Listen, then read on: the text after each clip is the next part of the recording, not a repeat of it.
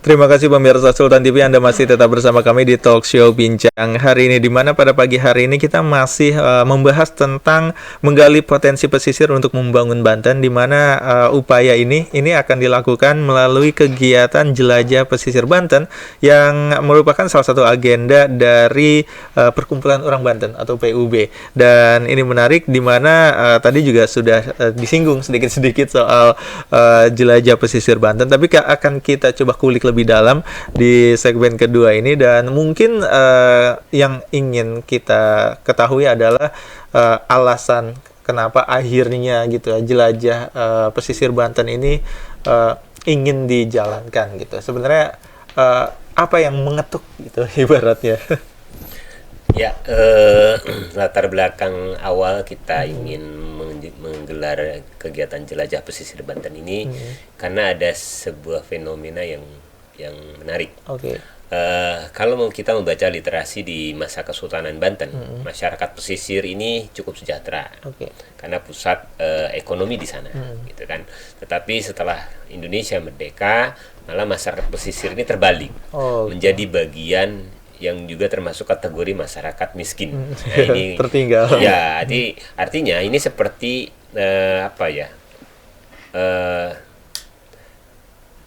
seperti tikus dalam gudang padi gitu. Kan kekayaan potensi alamnya banyak di sana. Melimpah gitu kan. Tapi kenapa masyarakatnya miskin? Nah, itu tadi itu sebenarnya terulik dari sana. Kemudian yang kedua, kita punya rumah kita adalah Banten, tapi kita nggak tahu kamar tidurnya di mana, kamar mandinya di mana, ya kan? Halaman kita seperti apa sih, halaman rumah kita dan sebagainya. Itu juga menjadi latar belakang kita. Jadi dengan itu kami mencoba mencari mitra PUB, khususnya bidang kebudayaan, mencoba bermitra dengan insan pariwisata Indonesia, karena salah satu yang paling mudah adalah bagaimana industri pariwisata bisa masuk ke sana, tidak harus dengan sesuatu yang mewah. Tadi sudah disampaikan oleh Pak Bobi, hal sederhana juga bisa jadi daya tarik. Iya, benar-benar. Mungkin itu sementara. Oke, nah mungkin dari Pak Bobi sendiri nih, ini bisa menjelaskan sebenarnya jelajah pesisir Banten ini teknisnya seperti apa gitu, dan akan berjalan berapa lama gitu? Pertama, jelajah pesisir Banten seperti yang kita di awal sudah informasikan, kita rencana tanggal 15 September ini sudah mulai dan memang sudah berjalan mulai dari Cidadap. Kemudian nanti tanggal 17 besok kita mulai membuat opening. Kemudian yang berjalan ini hanya 3 orang. Yang pertama ya khusus juru foto, kemudian yang duanya untuk video dan dokumenter. Nah, ini kita punya beberapa perjalanan rute yang pertama setelah opening ceremony tanggal 17. Nah, kita akan lepas sambut tim jelajah ini di setiap kabupaten kota pesisir yang dilalui. Jadi setelah dari Tanjung Pasir nanti kita akan masuk kota Serang di daerah Kasemen, kita akan lepas sambut dan tim jelajah ini masuk ke Pantai Gope. Nah, setelah dari Pantai Gope kita jalan lagi menuju pesisir, kemudian akan lepas sambut kembali di Pantai Mabak, Merak, Cilegon. Nah, setelah itu jalan lagi di Mercusuar, Pantai Anyer, Kabupaten Serang. Kemudian berjalan lagi untuk lepas sambut nanti di Pandeglang di Tanjung Lesung. Dan terakhir baru ke Rangkas tadi, di Lebak. Ya, itu Pantai Cantigi. Nah, ini semua kenapa kita melalui kemudian kita ada seremoni lepas sambut. Kita ingin bukan hanya keramaian atau euforia, tetapi kita ingin memang mengangkat potensi yang ada di setiap kabupaten kota yang berbasis atau di wilayah pesisir. Nah, sehingga sambil mempromosikan edukasi, nah itu salah satu output yang kita memang ingin capai, selain kita memberikan materi itu untuk kebijakan pemerintah, dan yang terakhir kita juga memberikan gambaran peluang-peluang untuk investor masuk yang pada akhirnya muaranya pembangunan masyarakat Banten dan juga peningkatan ekonomi.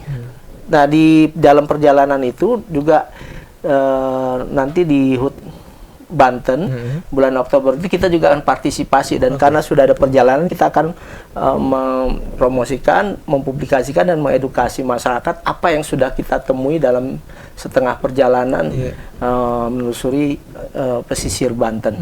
Dan terakhir kita akan closing ceremony rencananya kami di Tangerang Selatan, karena kota Tangerang Selatan dan kota Tangerang ini tidak ada pesisirnya, garis pesisir, tapi kita ingin tetap mereka partisipasi, terlibat, dan masyarakat juga tahu bagaimana potensi pesisir itu yang ada. Nah, kita closing ceremony, baik itu ada pameran, kemudian karya dari buku, dan kemudian beberapa rangkaian kegiatan, termasuk mudah-mudahan nanti ada muri. Wow.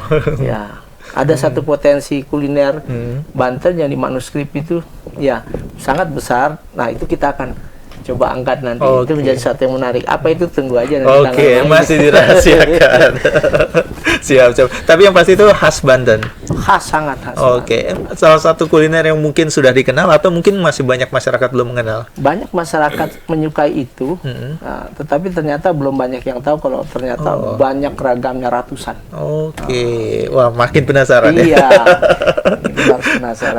Dan ini kan mengusung nama jelajah. Sebenarnya bentuk penjelajahannya seperti apa? Apakah hanya melewati dan ibaratnya melihat dari jalan yang dilalui saja? Nah, konsep jelajah dari jelajah pesisir Banten ini seperti apa? Begini filosofinya. Kalau pada umumnya jelajah mungkin jalan-jalan, ya sekadar jalan-jalan, rame-rame, selfie, nah, gitu kan. Di konsep yang ini beda.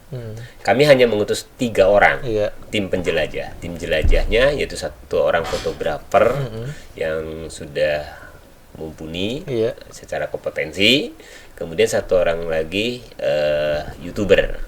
Nah, ini dan 1 orang lagi sebagai manajernya lah, pemandu asistennya gitu kan. Ini 3 orang saja. Ini 2 kendaraan roda 4 sudah kita branding.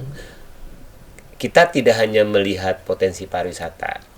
Sekali lagi, ini semua kompleksitas kehidupan pesisir kita lihat. Ipolek, Sosbud, Hankam, dan sebagainya kita lihat. Ya, artinya, karena untuk sebuah pembangunan itu harus sinergisitas, terintegrasi, gitu kan. Nah, salah satu contoh yang paling krusial adalah kita juga punya pengalaman tsunami. Benar.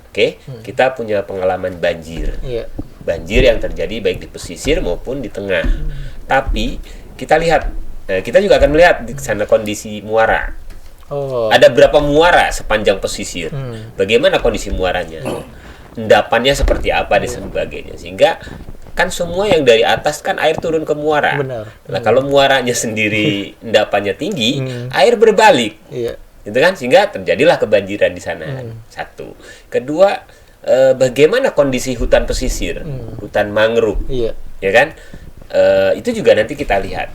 Dan harus bagaimana kita ke depan. Artinya kita tidak mencari siapa yang salah dalam kegiatan jelajah ini, tetapi kita hanya menyampaikan, ini loh rumah kita. Kalau memang rumah kita di bagian ini rusak, ya itulah fotonya, kelihatan rusaknya. Gitu kan.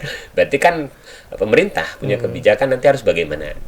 Karena kalau penentu kebijakan kan nggak mungkin keliling sendiri, apalagi 504 km kan nggak mungkin. Nah, kami hanya membantu memberikan sebuah gambaran kondisi update-nya seperti itu secara utuh. Itu saja. Nah, kalau untuk mengetahui ibaratnya tadi kondisi dan mungkin juga kalau melihat kondisi yang tidak kasat mata yang dirasakan masyarakat ini kan butuh ibaratnya wawancara juga, ngobrol dengan masyarakat, ini akan seperti apa? Ya, ada kebetulan fotografer yang kita kirim. Ini juga seorang jurnalis. Jadi setiap hari nanti itu ada dalam pemberitaan di Banten Spirit, di website Banten Spirit, itu ada ulasan berita. Ada ulasan berita setiap hari, kita sampaikan secara elegan, ya kan, dengan sekali lagi yang kami sampaikan insya Allah tidak akan menyudutkan, mendeskripsikan, tetapi kita menyampaikan kondisi apa adanya dengan elegan, sehingga ini juga menjadi bahan pemikiran kita bersama. Karena bukan saja tanggung jawab pemerintah untuk pembangunan daerah ini, tetapi juga menjadi tanggung jawab kita semua. Benar. Itu saja. Jadi dari sana kita jadi lebih tahu gitu ya, seperti apa kondisinya, tidak hanya penampakan dari luarnya gitu ya, tapi sosial ekonominya seperti apa gitu ya. Dan ini mungkin dari jurnalis ini yang akan memberitakan semuanya gitu ya, update setiap hari.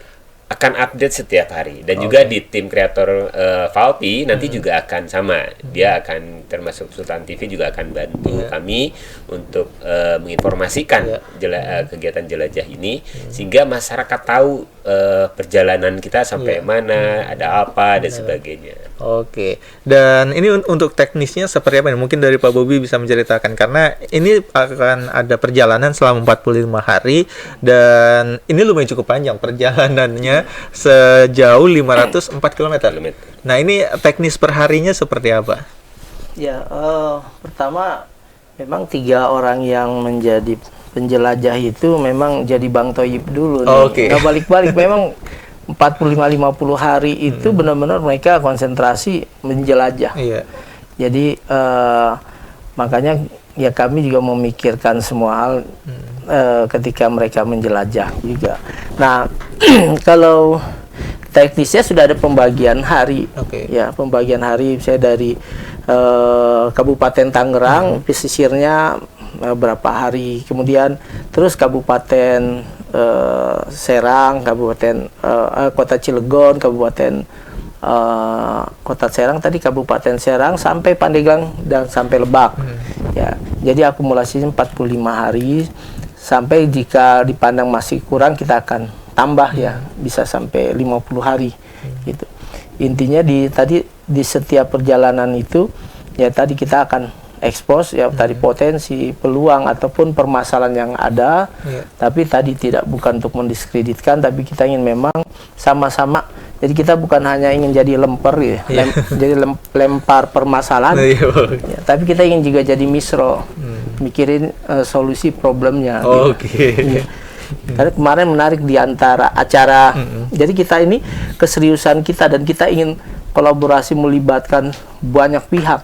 Jadi waktu persiapan ini pun kami mengundang rangkaian berbagai macam, baik itu instansi vertikal, baik pemerintahan, kemudian dinas pariwisata, kabupaten, kota, provinsi, kemudian juga organisasi-organisasi pariwisata, kemudian juga aparatur keamanan. Kita undang bergantian itu di sekretariat di PUB di Cilacap itu, karena kita ingin ini menjadi milik bersama. Kita ingin kolaborasi ini untuk bagian dari part of solution ya kita ini permasalahan, dan juga jangan sekedar caper cari perhatian, karena ini memang harus benar-benar diperhatikan untuk menjadi solusi itu. Oke, tadi permasalahan yang nanti kita himpun ini ya, kemudian berharap baik itu dari kebijakan dan juga misalnya dari akademisi ini bisa memperdalam sehingga memberikan tawaran-tawaran solusi. Saya ada sedikit cerita. Jadi ada hal yang menarik. Misal ini contoh saja yang real.